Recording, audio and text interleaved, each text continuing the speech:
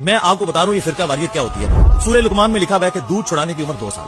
فقہ حنفی میں دودھ چھڑانے کی عمر 2.5 سال. شبیر احمد عثمانی صاحب نے قرآن حکیم کی تفسیر لکھی ہے حاشیے میں.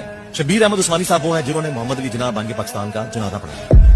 انہی کی نسبت سے تقی عثمانی صاحب کا نام عثمانی صاحب جوڑا ہے. ٹھیک, اتنی بڑی اوورسائٹ. انہوں نے سورہ لقمان کی تفسیر میں لکھا کہ قرآن میں تو لکھا ہے کہ 2 سال, لیکن امام حنیفہ اور حنفیوں کے نزدیک یہ عمر 2.5 سال. ہو سکتا ہے امام حنیفہ کے پاس بھی کوئی دلیل ہو.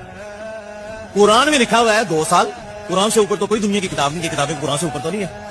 قرآن حکیم میں سورۃ البقرہ میں سورہ لقمان میں واضح آیا. سورہ لقمان کی شرح میں انہوں نے لکھا کہ یہ ہم مانتے ہیں کہ قرآن میں 2 سال کا لکھا ہے کہ بچے کو دودھ چھڑا دینا چاہیے, لیکن فقہ حنفی میں 2.5 سال کہتے ہیں. ہو سکتا ہے ان کے پاس بھی کوئی دلیل ہو. تو ہم نے کہا تھا کہ ان کے پاس کوئی الگ سے قرآن تھا. ہمارے پاس قرآن موجود ہے, ہمیں بتائیں قرآن کی کس آیت میں لکھا ہوا ہے کہ 2.5 سال کی عمر میں جا کے آپ کو دودھ چھڑانا چاہیے. وہ کہتے ہیں تو نہیں ہے, لیکن ہم ان کو کیسے غلط کہیں. یہ ہے جو میں نے آپ کو کہا تھا نا, میرے نبی صاحب ہے ہی کوئی نہیں, میرے قرآن صاحب ہے ہی کوئی نہیں, تیرے بزرگوں کے فتوے ہے ہی کوئی نہیں.